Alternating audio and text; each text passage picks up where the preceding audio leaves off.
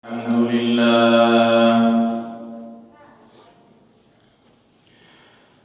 لله نحمده ونستعينه ونستغفره ونؤمن به ونتوكل عليه ونعوذ بالله من شرور أنفسنا ومن سيئات أعمالنا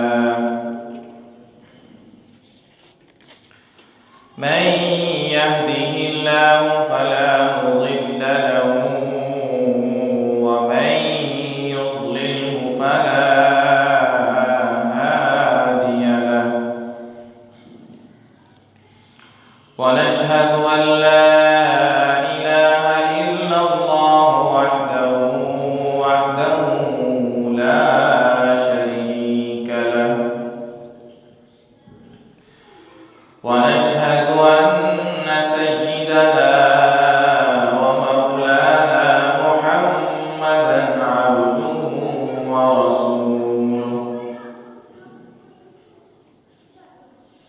أما بعد فأعوذ بالله من الشيطان الرجيم بسم الله الرحمن الرحيم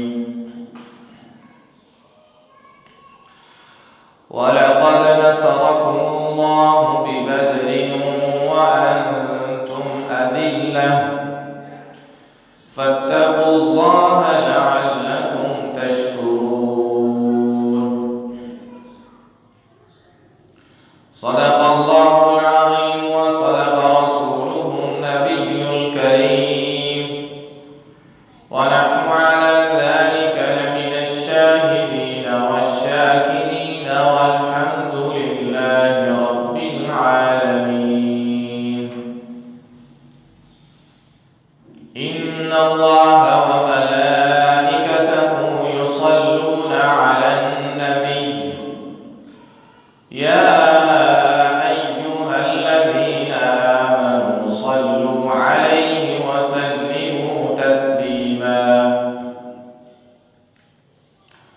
اللهم صل على محمد وعلى آل محمد كما صليت على إبراهيم وعلى آل إبراهيم إنك حميد مجيد اللهم بارك على محمد وعلى آل محمد كما باركت على إبراهيم وعلى آل إبراهيم إنك حميد مجيد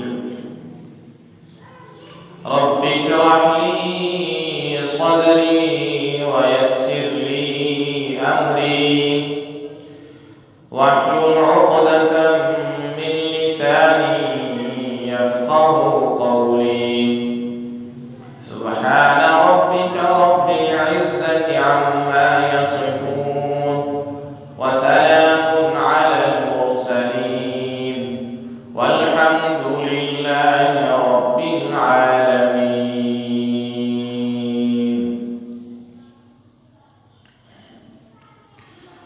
حضرات گرامی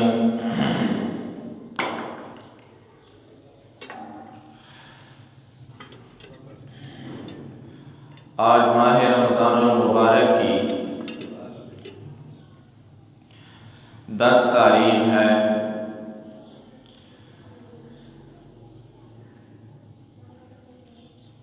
ماہ رمضان المبارک کے 10 دن گزر چکے ہیں۔ اللہ تعالیٰ سے دعا ہے کہ ان 10 دنوں کے اندر مسلمانوں نے جو روزے رکھے، راتوں کو قیام کیا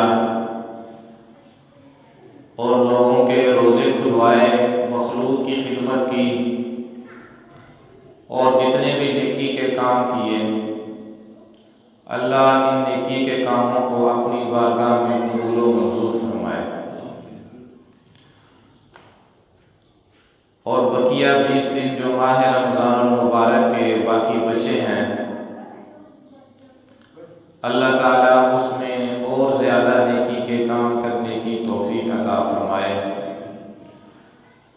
اور اپنی نافرمانیوں کی جگہ سے ہم سب کی حفاظت فرمائے۔ ماہ رمضان المبارک میں مسلمان اللہ تعالیٰ کے لیے روزہ رکھتے ہیں، جو ایک بڑی مشقت کا کام ہے۔ انسان کو اپنے آپ سے لڑنا پڑتا ہے،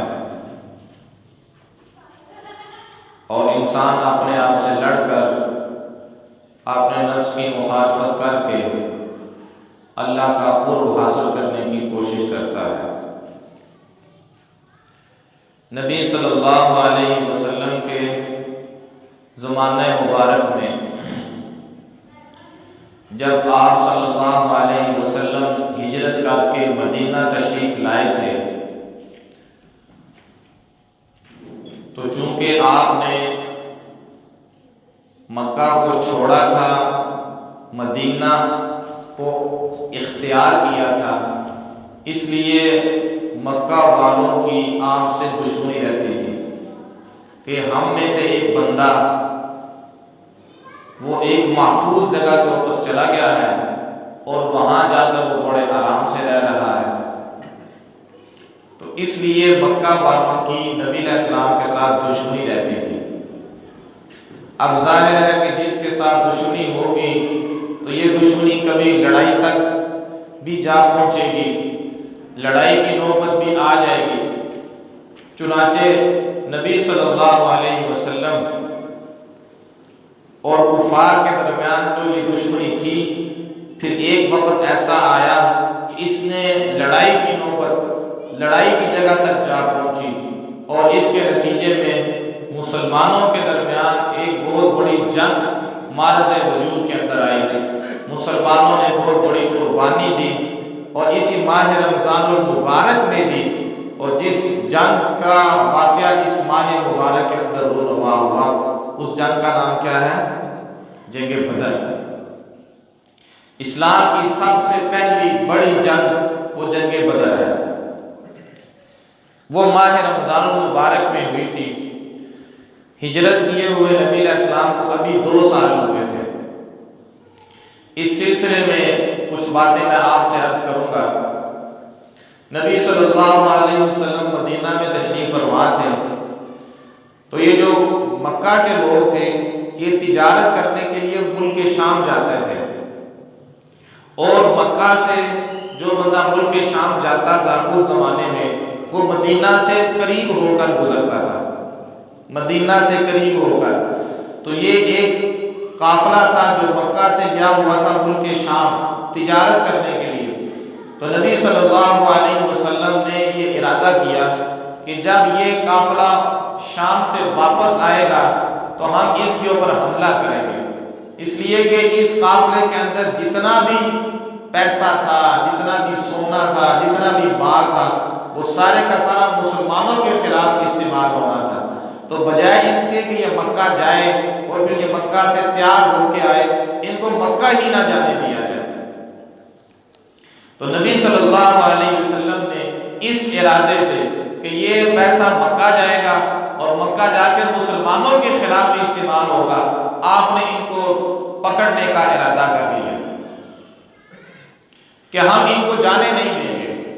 اور اس قافلے کے اندر مکہ کے ہر بندے کے پیسے تھے، سونا بہت زیادہ تھا، اونٹ بہت زیادہ تھے، اور بہت زیادہ چیزیں اس قافلے کے اندر موجود تھیں۔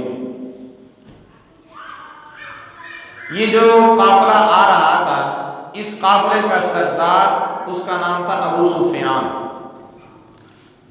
ابو سفیان اس وقت مسلمان نہیں ہوئے تھے، بعد کے اندر 6 سال بعد فتح مکہ کے موقع پہ یہ مسلمان ہوئے تھے۔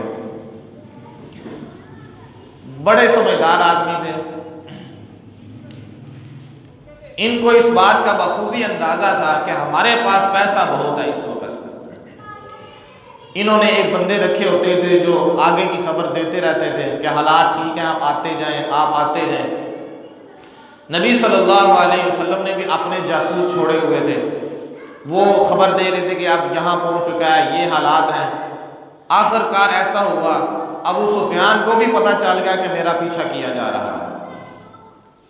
چنانچہ جب وہ مدینہ کے قریب آیا تو انہوں نے راستہ بدل لیا۔ مدینہ سے، ملک شام سے جب بندہ آتا تھا تو مدینہ سے قریب ہوتا ہوا مکہ جاتا تھا، انہوں نے وہ جو ایک معروف اور مشہور راستہ تھا وہ چھوڑ دیا اور ایک نیا راستہ اختیار کر لیا، اور یہ اس کی چال، یہ ان کی تدبیر کامیاب ثابت ہو گئی۔ وہ مسلمانوں کے ہاتھوں سے بچ گئے، نبی علیہ السلام ان کو نہیں پکڑ سکے، صحابہ کرام ان تک نہیں پہنچ سکے، چنانچہ وہ بچ گئے اور نکل گئے۔ لیکن جب وہ خطرے کے اندر تھے، ان کو ڈر تھا کہ کہیں مسلمان اور نبی صلی اللہ علیہ وسلم ان پر حملہ نہ کر دیں، جب وہ اس خطرے کے اندر تھے، انہوں نے مکہ میں ایک بندہ بھیج دیا تھا اور جا کے کہا کہ اس کو کہا کہ تم مکہ میں جا کے نا اعلان کر دو کہ تمہارا وہ قافلہ جس میں تم سب کے پیسے پڑے ہوئے ہیں وہ خطرے کے اندر ہے، اس قافلے کی مدد کرو۔ چنانچہ وہ بندہ گیا، اور اس زمانے میں یہ رواج ہوتا تھا کہ اونچی آواز سے کپڑے پھاڑ کے شور مچانا اونچی آواز سے، اس کا مطلب یہ ہوتا تھا کہ بھائی ہماری مدد کرو۔ چنانچہ ایسے ہی اس نے کیا، وہ شور مچایا، اس نے لوگوں کو تشویش لاحق ہوگی کہ یہ کیا ہو رہا ہے، ہمارا قافلہ خطرے کے اندر ہے۔ چنانچہ جب یہ خبر مکہ کے اندر پھیلی تو اس وقت مکہ میں جو بڑا سردار تھا وہ ابو جہل تھا، اور نبی علیہ السلام کا بڑا دشمن بھی تھا، اور اس کو جب پتہ چلا کہ ہمارے ہی شہر سے کچھ لوگ گئے ہیں اور یہاں ہی وہ کھاتے پیتے تھے اور آج وہ ہمارے ہی قافلے کے اوپر حملہ کر رہے ہیں، ہم ان کو نہیں چھوڑیں گے۔ چنانچہ ابو جہل نے ایک قافلہ تیار کیا اور وہ قافلہ لے کے نکل پڑا۔ اب ابو جہل قافلہ لے کے نکلا ہے، ادھر سے ابو سفیان آ رہا ہے۔ چنانچہ ایک وقت ایسا آیا کہ ابو سفیان کو پتہ چل گیا کہ اب ہم مسلمانوں کے ہاتھوں سے بچ چکے ہیں، اب وہ ہم پر حملہ نہیں ہو سکتے۔ اس نے پھر ایک اور قاصد بھیجا کہ جاؤ ان کو جا کے کہہ دو کہ تم واپس چلے جاؤ، ہم محفوظ طریقے پر، محفوظ راستے پر ہیں، ہم تھوڑی ہی دیر میں، تھوڑے ہی دنوں میں مکہ آ جائیں گے، آپ واپس چلے جاؤ۔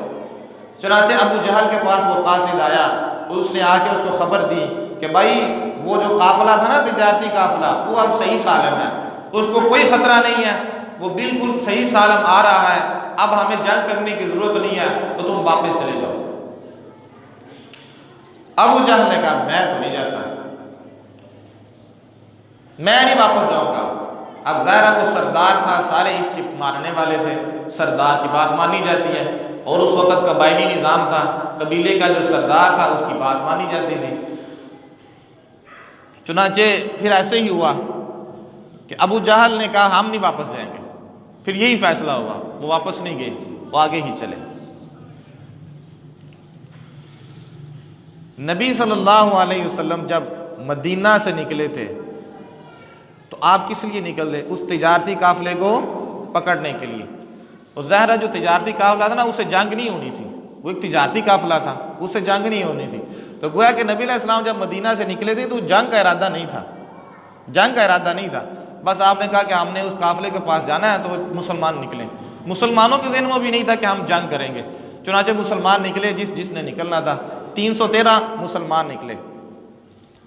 اب جب آگے کے حالات سامنے آئے کہ جس کو پکڑنا تھا وہ تو ہاتھ سے نکل گیا، اور اوپر سے ایک مسلح لشکر تیار ہو کے آ گیا، جس کا ارادہ بھی نہیں تھا، جس کا ذہن میں تصور بھی نہیں تھا کہ اس سے واسطہ پڑے گا۔ اب کشمکش ہے مسلمانوں کے درمیان کہ ہم کس لیے آئے تھے اور آگے کیا ہو رہا ہے۔ بندہ آسانی کے لیے جائے اور آگے آ جائے تکلیف، تو پھر مشقت تو، پریشانی تو بن جاتی ہے۔ گئے تھے تجارتی قافلے کو پکڑنے کے لیے، لیکن وہ تجارتی قافلہ تو بچ گیا، اور آگے سے مسلح 1000 کا لشکر آ گیا۔ اب پریشانی کی صورتحال بن گئی۔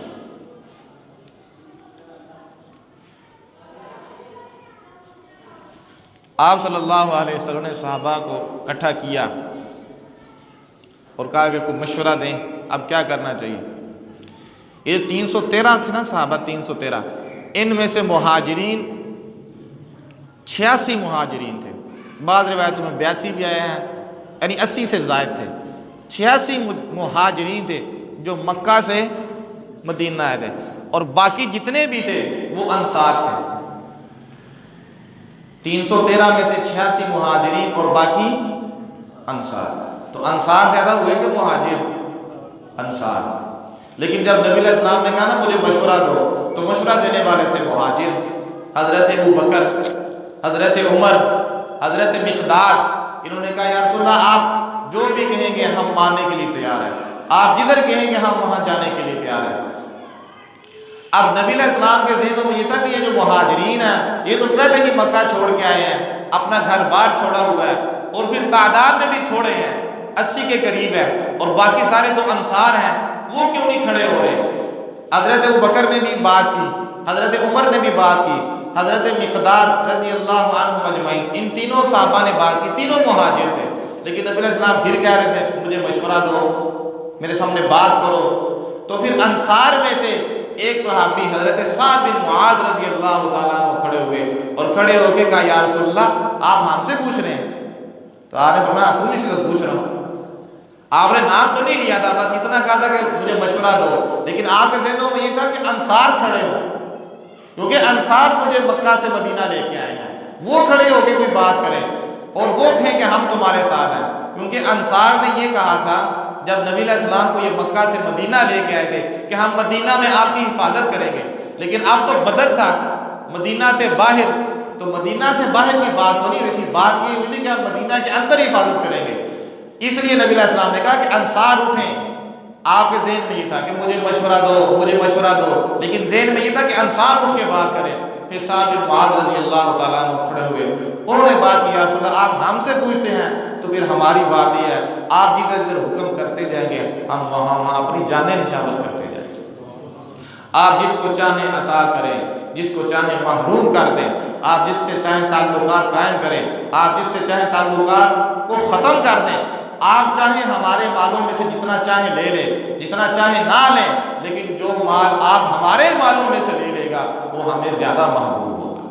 جو آپ مال ہم سے نہیں لیں گے وہ مال زیادہ محبوب نہیں ہوگا، لیکن جو مال آپ ہمارے مالوں میں سے لے لیں گے اور اللہ کے راستے میں لگا دیں گے وہ مال تو ہمیں بہت زیادہ محبوب ہوگا، اس لیے کہ وہ اللہ کے نبی نے لگا دیا، اللہ کے نبی نے ہم سے لے لیا، یہی ہمارے لیے بڑی سعادت کی بات ہے۔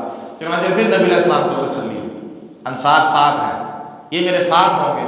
پھر سعد بن معاذ رضی اللہ تعالیٰ عنہ نے کہا یا رسول اللہ آپ کے لیے نا الگ سے ایک جگہ بھی ہونی چاہیے۔ چنانچہ آپ صلی اللہ علیہ وسلم کے لیے ایک الگ سے ایک کمرہ بنایا گیا، اور وہ ایسی جگہ پہ بنایا گیا کہ وہاں پہ کھڑے ہو کے نبی علیہ السلام دونوں قافلوں کو، یعنی مکہ والوں کو بھی اور مسلمانوں کو بھی اچھی طرح دیکھ سکتے تھے۔ یہ بھی جو کمرہ بنایا گیا تھا اسی سعد بن معاذ رضی اللہ تعالیٰ انہی کے کہنے پر بنایا گیا۔ پھر جب انہوں نے تقریر کی نا، مہاجرین نے تقریر کی، 3 مہاجر کھڑے ہوئے، لیکن جب انہوں نے تقریر کی تو نبی علیہ السلام کو تسلی ہوگی کہ یہ ساتھ ہیں۔ تو بہرحال ارادہ تو نہیں تھا مسلمانوں کا، لیکن وہ بہرحال جنگ کے ماحول بن گیا۔ صرف 2 گھوڑے تھے مسلمانوں کے پاس، صرف 2 گھوڑے، ایک حضرت زبیر رضی اللہ عنہ کے پاس تھا اور ایک حضرت مقداد جن کا میں نے نام پہلے بھی لیا تھا، ایک ان کے پاس تھا، اور تقریباً 70 اونٹ تھے، اور کسی ایک اونٹ کے اوپر 2 کی باری ہے، 3 کی باری، اسی طرح تقسیم کیے ہوئے تھے۔ نبی علیہ السلام کے حصے میں جو اونٹ آیا تھا اس کے اوپر 3 بندوں کی باریاں تھیں، ایک ان میں خود نبی علیہ السلام تھے، ایک حضرت علی رضی اللہ تعالیٰ عنہ تھے، اور ایک حضرت مرثد رضی اللہ تعالیٰ عنہ۔ ایک اونٹ ان 3 بندوں کے درمیان تقسیم ہوا تھا، نبی علیہ السلام، حضرت علی اور حضرت مرثد رضی اللہ تعالیٰ عنہ۔ جنگ کا ارادہ نہیں تھا، بس اس لیے تھوڑے سے اونٹ، تھوڑے سے گھوڑے لے کے چل پڑے۔ آپ جب وہاں بیٹھے اب یہ معلوم کرنا تھا کہ وہ کتنے ہیں. تو کچھ بندے قریشیوں کے نا مسلمانوں کے ہتھے چڑھ گئے. وہ بیچارے پانی لینے آئے تھے لیکن مسلمانوں کے ہتھے چڑھ گئے. مسلمانوں نے بھی تھوڑی ان کی خدمت بھی کی, کوئی پھینٹی شینٹی لگائی ان کو کہ بھئی یہ دشمن کے بندے ہیں. تو نبی علیہ السلام نے کہا ان کو چھوڑو, ان سے پوچھو, بات پوچھو ان سے. تو نبی علیہ السلام نے جب ان سے بات پوچھی کہ بھئی بتاؤ کتنے بندے ہیں وہ, تو انہوں نے کہا یار ہمیں نہیں پتا کتنے بندے ہیں, ہمیں نہیں اندازہ کتنے بندے ہیں. تو آپ نے پھر ان سے کچھ باتیں پوچھی کہ اونٹ کتنے ذبح ہوتے ہیں اور کیا کھاتے ہیں اور وہ کیا کرتے ہیں. تو انہوں نے جو ساری باتیں نبی علیہ السلام کو بتائی تو پھر نبی علیہ السلام کو اندازہ ہو گیا. نبی علیہ السلام نے پھر صحیح اندازہ لگایا. آپ نے فرمایا وہ جو کافر ہمارے مقابلے آئے ہوئے ہیں نا وہ 900 سے لے کے 1000 تک ہے. وہ 900 سے لے کے تو واقعتاً 1000 ہی تھے. تو بہرحال اس طرح نبی علیہ السلام کو اندازہ ہو گیا. اب جب مسلمان اور کافر آگے نا آمنے سامنے, مسلمان جس جگہ کے اوپر کھڑے تھے وہ ریت والی جگہ تھی, پاؤں پھسلتے تھے. اللہ تعالیٰ نے وہاں بارش برسا دی اور وہ جگہ مضبوط ہو گئی. وَيُنَزِّلُ عَلَيْكُم مِّنَ السَّمَاءِ مَاءً لِيُطَهِّرَكُم بِهِ وَيُذْهِبَ عَنكُم رِّجْزَ الشَّيْطَانِ وَلِيَرْبِطَ عَلَىٰ قُلُوبِكُمْ وَيُثَبِّتَ بِهِ الْأَقْدَامَ. اللہ نے بارش برسائی, تمہارے دلوں کو مضبوط کیا اور تمہارے قدموں کو مضبوط کیا. وغیرہ مسلمانوں کے پاؤں کھک جاتے تھے اندر, اور ظاہرہ پاؤں دھنس جائیں تو جنگ کیسے ہوگی. اللہ نے بارش برسائی اور بارش برسانے سے وہ جگہ مضبوط ہو گئی, مسلمانوں کے حوصلے بلند ہو گئے. اب جب بالکل آخری مرحلہ آ گیا, ایک طرف سے کفار ہیں اور ایک طرف سے مسلمان ہیں. اس کے اندر جو قربانیاں ہیں نا اور جو واقعہ ہے وہ تفصیلی ہے. میں کچھ باتیں آپ سے عرض کر دیتا ہوں. نبی صلی اللہ علیہ وسلم کی طرف ایک صحابی تھے, ان کا نام تھا ابو حذیفہ, اور کفار کی طرف ایک آدمی تھا, اس کا نام تھا عتبہ. عتبہ والد تھا اور ابو حذیفہ بیٹا تھا. اب آپ اندازہ کریں, ایک طرف باپ ہو اور ایک طرف بیٹا ہو تو کیا بنے گا. اس جنگ کے دوران جو کفار مکہ تھے انہوں نے ایک بندہ, انہوں نے بھی بندہ, جس طرح نبی علیہ السلام نے بندے بھیجے تھے نا کہ جا کے خبر لے کے آؤ, انہوں نے بھی بندے بھیجے تھے کہ جا کے خبر لے کے آؤ. ان کا جو بندہ خبر لینے کے لیے آیا تھا نا کفار کی طرف سے, جو مسلمانوں کے حالات معلوم کرنے کے لیے آیا تھا, جب وہ مسلمانوں کو دیکھ رہا تھا اور سارا اس نے جائزہ لیا تھا اور وہ دور تک پیچھے گیا تھا کہ کہیں ان کا کوئی قافلہ پیچھے نہ چھپا ہوا ہو جو عین مشکل کے وقت آ کے حملہ کر دے.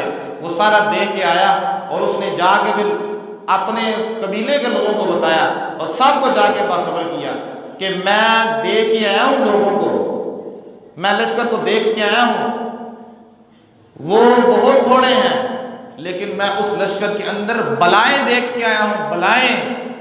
ان کا ایک بندہ اس وقت تک نہیں مرے گا جب تک وہ تم میں سے کسی کو قتل نہ کر دے.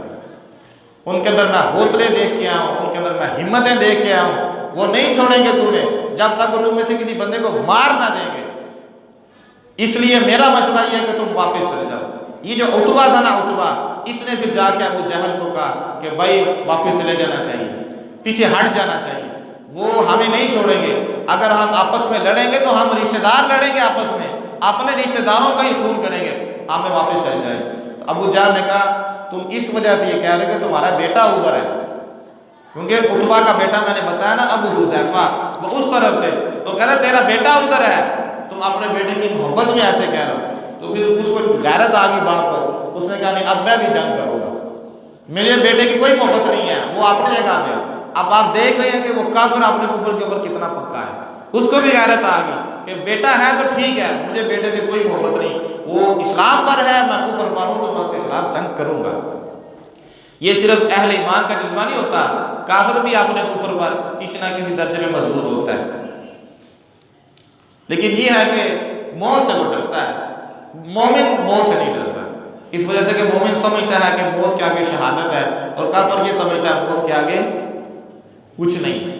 یہی سمجھتا ہے کہ بس یہی ہے, اس کے آگے کچھ ہے ہی نہیں, اس کو کچھ نظر ہی نہیں آتا، اس کو موت ہی نظر آتی ہے، لیکن مومن موت سے اس وجہ سے نہیں ڈرتا کہ اس کو موت کے آگے جنت نظر آتی ہے، وہ جنت اس کا حوصلہ بلند کرتی ہے۔ تو اس سے آپ اندازہ کر لیں کہ اللہ تعالیٰ نے جو آخرت کا عقیدہ رکھا ہے وہ کتنی بلند چیز ہے کہ موت جیسی چیز بھی انسان کے نظر میں بے وقت ہو جاتی ہے، موت کا ڈر انسان سے نکل جاتا ہے کہ جب بندہ یہ نظریہ رکھ لیتا ہے کہ مرنے کے بعد اللہ نے شہداء کے لیے جنت تیار رکھی ہے تو موت بھی اس کا کچھ نہیں بگاڑ سکتی۔ اب جنگ شروع ہو گئی، جب جنگ شروع ہوتی ہے تو بعض اوقات جنگ کی کیفیت یہ ہوتی ہے کہ کچھ بندے، 2 بندے، 1 3 آمنے سامنے آتے ہیں، وہ کہتے ہیں آئے کون ہمارا مقابلہ کرتا ہے، کوئی آئے۔ کفار کی طرف سے 3 بندے آئے، ایک تو یہ عتبہ ہے جس کا میں نے پہلے بھی نام لیا تھا، عتبہ، شیبہ اور ربیعہ، یہ 3 بندے آئے اور انہوں نے آ کے کہا کہ کون ہے جو ہمارا مقابلہ کرے، کوئی ہے جو ہمارا مقابلہ کرے۔ تو مسلمانوں کی طرف سے 3 بندے آئے، مسلمانوں کی طرف سے جو 3 بندے آئے تھے وہ مدینہ کے رہنے والے تھے۔ تو جب یہ آمنے سامنے ہوئے، بات چیت ہوئی تو ان کفار نے کہا کہ بھائی ہم نے تم سے کیوں نہیں لڑنا، تم واپس جاؤ، وہ جو مکہ سے لوگ آئے ہوئے ہیں نا تمہارے پاس، ان میں سے کسی کو بھیجو، تم تو مدینہ کے لوگ ہو، تم تو یہ باغ اور کھجوروں کا کام کرنے والے، تمہیں لڑائی کا کیا پتا۔ حالانکہ وہ بھی بہادر ہی تھے، کوئی معمولی آدمی نہیں آئے تھے، لیکن کیونکہ مکہ والوں کو ایک نشہ تھا اپنے تکبر کا، اپنے غرور کا، انہوں نے کہا وہ مکہ کے جو لوگ ہیں نا، جو مکہ سے مدینہ تمہارے پاس آئے ہوئے ہیں، تم نے ان کو پناہ، ان کو نکالو۔ اب ظاہر مقابلہ ہے، وہ 3 مسلمان واپس آ گئے۔ چنانچہ پھر نبی علیہ السلام نے کہا، اعلان کیا، حمزہ اٹھو، اپنے چچا سے کہا، پھر آپ نے حضرت علی کا نام لیا کہ علی اٹھو، اور پھر آپ نے عبیدہ بن حارث کا نام لیا کہ اٹھو۔ یہ 3 بندے پھر نبی علیہ السلام نے منتخب کیے، حضرت حمزہ جو نبی علیہ السلام کے چچا تھے، حضرت علی جو نبی علیہ السلام کے چچا زاد تھے، اور عبیدہ بن حارث جو نبی علیہ السلام کے صحابہ میں سے تھے، یہ 3 پھر اٹھے۔ اور جب یہ 3 گئے نا اور انہوں نے پوچھا بھائی تم 3 کون ہو، انہوں نے اپنا تعارف کرایا کہ ہم یہ ہیں، انہوں نے کہا اب مقابلہ ہوگا۔ پھر ان تینوں کا ہوا مقابلہ۔ آپ اندازہ کریں کہ ایک مسلمان کے ہاتھ میں تلوار، ادھر سے ایک کافر کے ہاتھ میں تلوار، اور دین کے لیے کیا ہو رہی ہے، جنگ ہو رہی ہے، موت بالکل سامنے ہے۔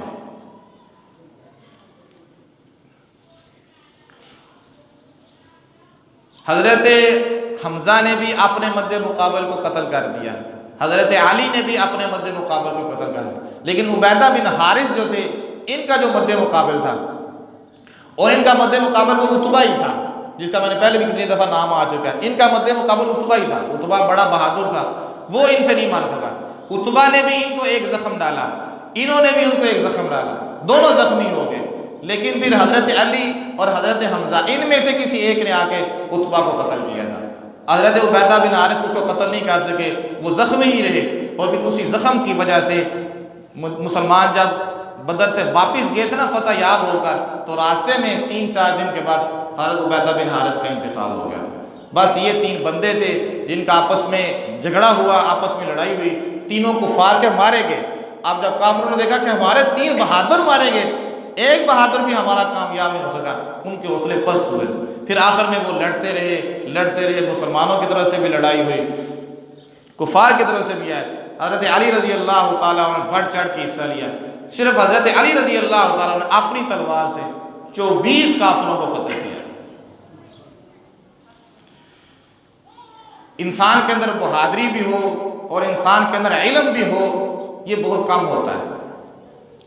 انسان کے اندر یہ بہادری ہوتی ہے، فہم و فراست کی کمی ہوتی ہے، علم ہوتا ہے تو بہادر نہیں ہوتا، بہادری کی کمی ہوتی ہے۔ اللہ تعالیٰ نے یہ 2 جوہر حضرت علی کے اندر رکھے تھے، بہادر بھی اعلیٰ درجے کے تھے اور علم بھی اعلیٰ درجے کے تھے۔ لڑتے تھے تو بتاتے تھے کہ مجاہد کیسا ہوتا ہے، اور جب مسائل بیان کرتے تھے تو پھر بتاتے تھے کہ عالم کیسا ہوتا ہے۔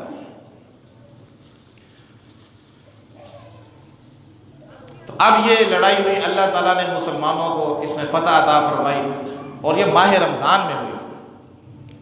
قرآن مجید نے جو اس کا نقشہ کھینچا ہے وہ اب میں نے آپ سے عرض کرنا ہے اور آپ سے ایک بات پوچھنی ہے، پھر آپ اس بات کی وضاحت آپ دیں گے انشاءاللہ، دیں گے نا؟ ہاں، میں آپ سے ایک بات پوچھوں گا۔ قرآن مجید میں اللہ نے یہ بات ارشاد فرمائی، وَلَقَدْ نَصَرَكُمُ اللَّهُ بِبَدْرٍ وَأَنْتُمْ أَذِلَّةٌ فَاتَّقُوا اللَّهَ لَعَلَّكُمْ تَشْكُرُونَ۔ اللہ فرماتے ہیں کہ بدر کے میدان میں اللہ نے تمہاری مدد کی تھی۔ بدر کے میدان میں مددگار میں تھا۔ مددگار کون تھا؟ اللہ فرماتے ہیں میں مددگار تھا۔ اللہ مددگار ہے۔ وَلَقَدْ نَصَرَكُمُ اللَّهُ بِبَدْرٍ، اللہ فرماتے ہیں میں نے تمہاری مدد کی تھی۔ تم کیسے تھے؟ وَأَنْتُمْ أَذِلَّةٌ، تم بے سر و سامان، تمہارے پاس کچھ نہیں تھا۔ اور اللہ تعالیٰ یہ جو فرما رہے ہیں کہ تم بے سر و سامان تھے، تم بدر کے دن میری مدد کے محتاج تھے، یہ اللہ کن کو کہہ رہا ہے؟ جو بدر میں شریک تھے انہی کو اللہ تعالیٰ فرما رہے ہیں۔ بدر میں کون شریک تھے؟ نبی علیہ السلام، حضرت ابوبکر، حضرت عمر، حضرت عثمان کسی وجہ سے وہ شامل نہیں ہو سکے، ان کی اہلیہ بیمار تھی، نبی علیہ السلام نے ان کو کہا تھا کہ آپ ادھر ہی رہیں، لیکن چونکہ نبی علیہ السلام نے ان کو روکا تھا تو نبی علیہ وگرنہ وہ تیار تھے، اس وجہ سے وہ صحابہ بدر میں شمار کیے جاتے ہیں۔ حضرت علی شامل تھے، حضرت مقداد جن کا آپ نے نام سن لیا وہ شامل تھے، حضرت سعد بن معاذ، بڑے بڑے صحابہ شامل تھے۔ لیکن اللہ فرما رہا ہے کہ میں تمہارا مددگار تھا، بدر کے میدان میں تمہارا مددگار تھا۔ وَأَنْتُمْ أَذِلَّةٌ، تم بے سر و سامان تھے، تمہارے پاس کوئی بھی نہیں تھا۔ تو اس سے یہ بات واضح ہو جاتی ہے کہ اللہ ہو، اللہ کے نبی اور اللہ نبی صلی اللہ علیہ وسلم کے اصحاب اور امت کے جتنے مرضی نیک لوگ ہو جائیں، ان سب کا مددگار کون ہے؟ مددگار اللہ ہے۔ بدر کے میدان میں اللہ نے مدد کی۔ اور آگے اللہ نے یہ بات ارشاد فرمائی، اذ تقول للمؤمنین الن یکفیکم ان یمدکم ربکم بثلاثۃ آلاف من الملائکۃ منزلین، اے میرے نبی آپ ان کو بتائیں کہ اللہ تمہاری مدد کر رہا ہے 3000 فرشتوں کو اتار کر۔ اللہ نے آسمانوں سے 3000 فرشتے اتار کے تمہاری مدد کی ہے۔ یہ اللہ نے مدد بتا بھی دی کہ میں نے کیا مدد کی ہے، میں نے تمہاری مدد کے لیے ان یمدکم ربکم بثلاثۃ آلاف من الملائکۃ منزلین، میں نے تمہاری مدد 3000 فرشتوں سے کی، بلکہ اللہ فرماتے 3000 تو فرشتے پہلے تھے، لیکن یمددکم ربکم بخمسۃ آلاف من الملائکۃ مسومین، اب 3000 نہیں، اب میں تمہاری مدد کے لیے 5 کتنے، اور مدد کون کر رہا ہے؟ اللہ۔ یمددکم ربکم، تمہارا رب تمہاری مدد کر رہا ہے، تمہارے رب نے تمہاری حاجت روائی کی ہے، تمہارا رب تمہارا مددگار بنا ہے۔ تم تو بے زر و سامان تھے، تمہاری تو وہ تکا بوٹی کر دیتے، نہ تمہارے پاس اتنے گھوڑے، نہ تمہارے پاس اتنی تلواریں، اور نہ تمہارے پاس اتنے اونٹ، اور وہ تو مسلح ہو کر آئے تھے اور ہے بھی تم سے زیادہ تھے، وہ تو تمہیں بالکل نہ چھوڑتے، لیکن اللہ نے تمہاری مدد کی ہے۔ یہ اللہ مددگار ہے۔ اور اس مسلمانوں نے جو یہ قربانی دی نا بدر کے میدان میں، ہمارے ہاں یہ سمجھا جاتا ہے کہ جب بندہ کوئی بڑا کام کر لیتا ہے نا، قربانی کر لیتا ہے، وہ اب سمجھتا ہے کہ اللہ کی کوئی بڑی عنایت ہو، کوئی بڑا فضل ہونے والا ہے میرے پہ۔ لیکن آپ یہ ذہن میں رکھیں کہ ایک قربانی کا یہ مطلب نہیں ہوتا قربانی ہوگی تو اب بس، اللہ آزماتا ہی رہتا ہے، آزماتا چلا جاتا ہے، آزماتا چلا جاتا ہے۔ اب یہ جنگ بدر ہوئی، اللہ نے کہہ دیا کہ میں جو اصحاب بدر تھے میں ان سے راضی ہو گیا، یہ جو چاہیں کریں۔ اور جبریل امین آ کے نبی علیہ السلام کو بتایا کرتے تھے کہ یا رسول اللہ، جس طرح آپ کے صحابہ میں سے وہ صحابہ سب سے زیادہ فضیلت والے ہیں جو بدر کے میدان میں شریک ہوئے تھے، اسی طرح ہم فرشتوں میں سے بھی سب سے زیادہ عظمت والے وہ فرشتے ہیں جو بدر کے میدان میں مسلمانوں کی مدد کے لیے اترے تھے۔ ان کا درجہ سب سے، مسلمانوں میں اصحاب بدر کا سب سے زیادہ درجہ، اور فرشتوں میں ان فرشتوں کا درجہ سب سے زیادہ ہے جو بدر کے میدان میں مسلمانوں کی مدد کے لیے اترے تھے۔ اللہ ان سے راضی ہو گیا، اللہ ان سے خوش ہو گیا۔ اب جب جنگ بدر ہو گئی، جنگ بدر کے بعد حضرت حضور اکرم صلی اللہ علیہ وسلم نے ایک دفعہ اپنے 10 صحابہ کو ایک کام کے لیے روانہ کیا، اور ان 10 صحابہ میں جو امیر مقرر کیے ان کا نام تھا حضرت عاصم بن ثابت، یہ ان کے امیر تھے، اور یہ وہاں چلے گئے، کوئی خاص کام تھا، نبی علیہ السلام نے ان کو بھیجا۔ جب وہ وہاں گئے راستے میں پکڑے گئے۔ یہ واقعہ میں آپ کو جنگ بدر کے بعد کا بتا رہا ہوں۔ عاصم بن ثابت کی امارت کے اندر 9 صحابہ اور 10 خود یہ گئے نبی علیہ السلام کے کام، اور وہاں جا کے پکڑے گئے۔ کافروں نے ان کو گھیر لیا، 100 کافر تھے جنہوں نے ان کو گھیر لیا۔ جب ان کو گھیر لیا اور ان سے کہا کہ بھائی تم ہمارے پاس آ جاؤ، ہم تمہیں کچھ نہیں کہیں گے، تم ہمارے پاس آ جاؤ، ہم تمہیں کچھ نہیں کہیں گے۔ انہوں نے کہا، ان 7 بندوں میں سے جو امیر تھے نا، انہوں نے کہا بھائی نہیں، کافروں کا کیا عہد و پیمان ہے، ہم تمہارے ساتھ نہیں رہ سکتے۔ چنانچہ وہ لڑے، شہید کر دیے گئے۔ باقی بھی ان کے ساتھ 6 اور مل گئے، انہوں نے کہا ہم تمہیں اپنے آپ کو تمہارے حوالے نہیں کریں گے، ساتھ کے ساتھ وہیں شہید ہو گئے۔ اور عاصم بن ثابت رضی اللہ عنہ اس وقت کہا، اللہ سے دعا کی، یا اللہ ہمارے حال کی خبر ہمارے نبی تک پہنچا دے، ہمارے حال کی خبر ہمارے نبی علیہ السلام سے نہیں کہا یا رسول اللہ یہ دیکھ لیں ہم سے کیا کر رہے ہیں، کیونکہ ان کو بھی پتا کہ غائبانہ پکار صرف اکیلے اللہ کی ہے۔ نبی علیہ السلام سے نہیں کہا کہ یا رسول اللہ انظر حالنا اسمع قالنا، یا اللہ کے رسول ہماری بات سن لیں، ہمارے حال کو دیکھیں یہ کیا کر رہے ہیں۔ اللہ سے کہا، اے اللہ ہمارے حال کی خبر ہمارے نبی کو پہنچا دے۔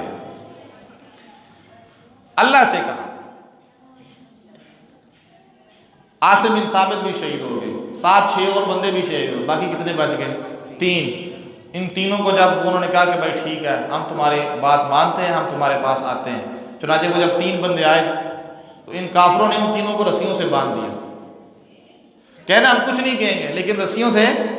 تو ان 3 میں سے ایک صحابی اور کھڑے ہوئے، اس نے کہا کہ جو ابھی رسیوں سے باندھ رہے ہیں یہ بعد میں ہمارے ساتھ کیا کریں گے؟ انہوں نے کہا میں تمہارے ساتھ نہیں جاؤں گا۔ انہوں نے ان کو گھسیٹا، وہ نہیں جانے کے لیے تیار ہو، ان کو بھی شہید کر دیا۔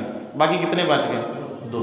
ان 2 میں سے ایک کا نام تھا حضرت خبیب، ان 2 میں سے ایک کا نام تھا حضرت خبیب بن عدی رضی اللہ عنہ۔ یہ وہ تھے جو جنگ بدر میں شریک ہوئے تھے اور انہوں نے کافروں کو مارا تھا۔ چنانچہ یہ جن کافروں نے ان کو پکڑا تھا وہ ان کو لے گئے مکہ، اور مکہ سے جا کے کہا کہ اس بندے نے جس کو قتل کیا ہے نا اس کے بیٹے آئیں، اس کو پکڑ لیں اور اس سے اپنا بدلہ لے لیں۔ اب یہ جنگ بدر لڑنے کی سزا مل رہی ہے، یہ ان لوگوں نے جنگ بدر لڑی تھی اور آج یہ پکڑے گئے ہیں اور کفار کے ہاتھوں چڑھ گئے ہیں، اور بھیجا بھی نبی علیہ السلام نے تھا کسی کام کے لیے، اب پکڑے گئے ہیں، وہاں گئے ہیں اور کفار میں جا کے اعلان ہو گئے بھائی یہ دیکھو تمہارے باپ دادا کا قاتل آ گیا، اس کو پکڑو، اس سے بدلے لو، جو چاہتے ہو کرو۔ چنانچہ ان کو پکڑ لیا گیا۔ خبیب بن عدی کو ان لوگوں نے پکڑ لیا جن کے باپ دادا کو انہوں نے قتل کیا تھا، پکڑ کے قید کر لیا، ایک کمرے میں بند کر دیا، جکڑے ہوئے ہیں رسیوں کے اندر، جکڑے ہوئے ہیں ان کی جیلوں کے اندر۔ اور اس وقت جو اس گھر میں جس گھر میں ان کو جکڑا گیا تھا اس گھر میں کچھ عورتیں بھی تھیں، اس عورت کا بچہ حضرت خبیب بن عدی کے پاس آ گیا۔ حضرت خبیب بن عدی بچے کو کھلانے لگ گئے، بچے کے ساتھ وہ جس طرح ایک بڑا چھوٹے بچے کے ساتھ کھیلتا ہے، پیار کرتا ہے، اس طرح پیار کرنے لگ گئے۔ لیکن اب دشمنوں نے جب دیکھا کہ یہ بچہ ہمارے ہی قیدی کے پاس آ گیا، اور اس وقت حضرت خبیب بن عدی کے ہاتھ میں استرا بھی تھا، استرا جو 1 منٹ کے اندر بچے کو ذبح کر دے، اور بچہ بھی کن کا؟ دشمنوں کا۔ تو اب جب عورت نے یہ دیکھا کہ بچہ میرا ہے اور ہمارے ہی قیدی کے ہاتھ میں ہے، اور اس قیدی کے ہاتھ میں تو استرا ہے، اس کی تو جان بن گئی، یہ تو ابھی میرے بچے کو ذبح کر دے گا۔ حضرت خبیب بن عدی کو بات سمجھ آ گئی کہ اس ماں کے دل میں جو خیالات آ رہے ہیں کہ میرے بچے کو کیوں نہ قتل کر دے، تو فرمایا اے عورت میں ایسی گھٹیا حرکت کرنے والا نہیں، ایسی گھٹیا حرکت کرنے والا میں نہیں۔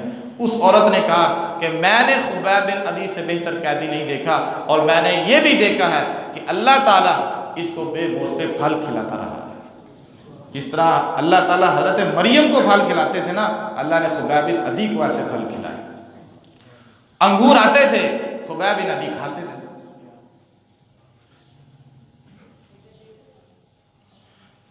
تو یہ جنگ بدر لڑی، اور جنگ بدر لڑنے کے بعد یہ اب سزا ملی ہے کہ قید کیا گیا ہے اور سزائیں دی جا رہی ہیں۔ چنانچہ پھر جب سب کافر اکٹھے ہو گئے، ان کو حرم سے باہر نکالا، کیونکہ ظاہر حرم میں تو قتل نہیں کر سکتے، حرم کا تو کافر بھی احترام کرتے تھے کہ حرم کے اندر ہر ایک کی جان محفوظ ہے، مال محفوظ ہے۔ چنانچہ پھر ان کو باہر نکالا گیا اور پھر باہر ان کو لٹکایا گیا، مارا جانے لگا، اور انہوں نے پھر کہا کہ اگر تمہاری اجازت ہو تو میں مرنے سے پہلے 2 رکعت نماز پڑھ لوں، میں مرنے سے پہلے 2 رکعت نماز، آپ اٹھ کے نہیں پڑھ سکتے، یہ مرنے سے پہلے پڑھ لیں۔ ہمارے اندر اتنی ہمت نہیں ہے کہ ہم فجر کی نماز اٹھ کے پڑھ ہی لیں، ساری کھائی ہوتی ہے اور اللہ کی نعمتیں کھاتے ہیں، کھاتے پیتے ہیں، ہٹے کٹے ہیں، لیکن نہیں پڑھتے۔ اور آپ دیکھ رہے ہیں کہ پہلے رمضان کیا حال تھا اور اب کیا حال ہے، اور اب آئندہ جب دن گزرتے جائیں گے تو آپ کے سامنے ہے۔ یہ ہمیں خود سوچنا چاہیے۔ اللہ تو کھلا رہا ہے، اللہ کھلاتا رہے گا، اللہ پلاتا رہے گا، اور رمضان میں تو اللہ ویسے ہی زیادہ کھلاتا ہے۔ اب دیکھ لیں کہ ہم سحری کھاتے ہیں اور وہیں ڈھیر ہو جاتے ہیں۔ ممکن ہے کہ ہم زیادہ ہی اتنا کھا لیتے ہیں کہ اٹھ ہی نہ جاتا ہو کہ اب سارا دن گزارنا ہے، اچھی طرح کھا لیں۔ جتنا بھی ہم کھا لیں ظاہر ہے بھوک تو لگے گی، پیاس بھی لگے گی، اور اگر یہ نہ ہو تو پھر روزہ کس کام کا؟ یہ تو پھر ہونا ہے۔ جب ظہر کے بعد کا وقت اور عصر کا قریب وقت آئے گا تو ہونٹ خشک ہوں گے، پیاس لگے گی، جسم میں ہمت نہیں رہے گی۔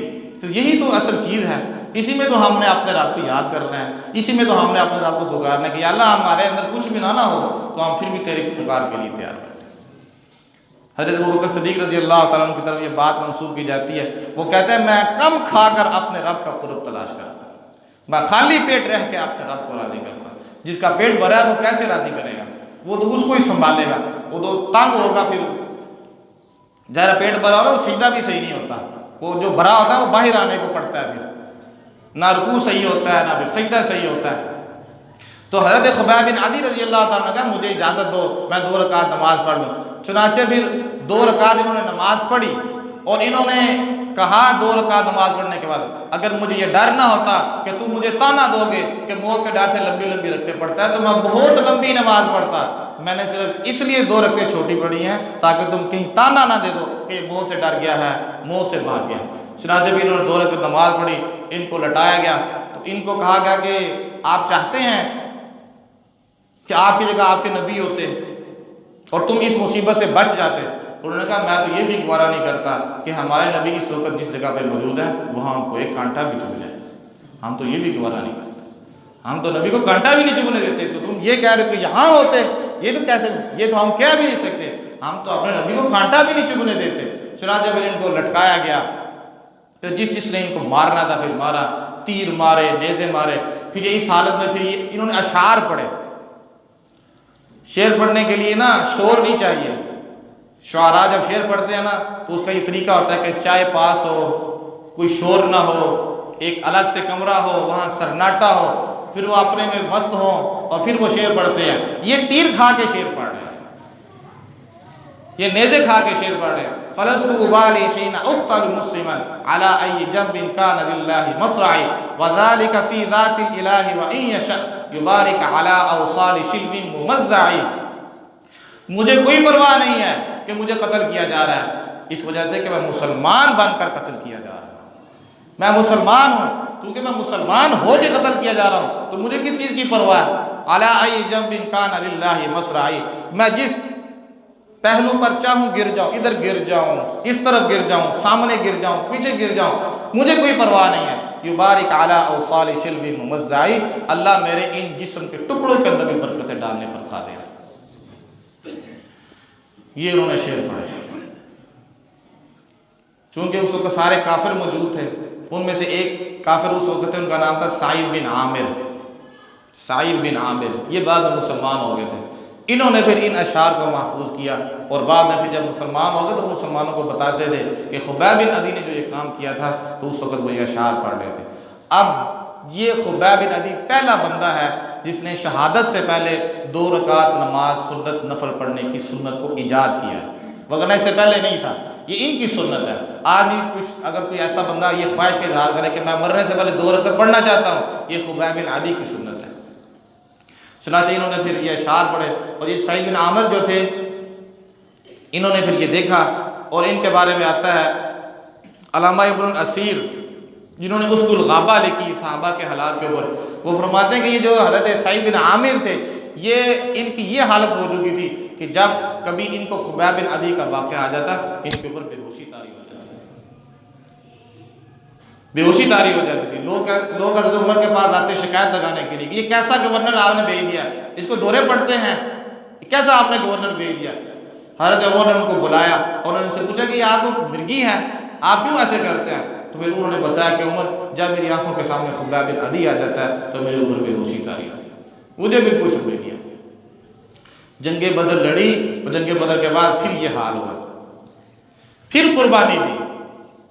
ہمارے ہاں تو اب حال یہ کہ بعض اوقات ہم نے یہ دیکھا ہے کہ وہ کسی کی مسجد سے جوتی اٹھائی جائے تو وہ نمازیوں سے اجت کہ چنگی تواڈی مسجد ہے، جوتیاں انہیں تو اسلام سکتے، حالانکہ جس نے اٹھائی ہے وہ بھی بیچارہ ہم میں سے ہی تھا کوئی، چلو جیسا کیسا بھی تھا، اس نے چوری کی، اب چوری کرنا بوجھل تھا تو ہمارے محلے داروں میں سے یا چلو کسی اور محلے کا، ہم میں سے ہی تھا تو ہم تو اتنی تکلیف ہی نہیں برداشت کرتے، نمازوں سے الجھتے پھرتے ہیں۔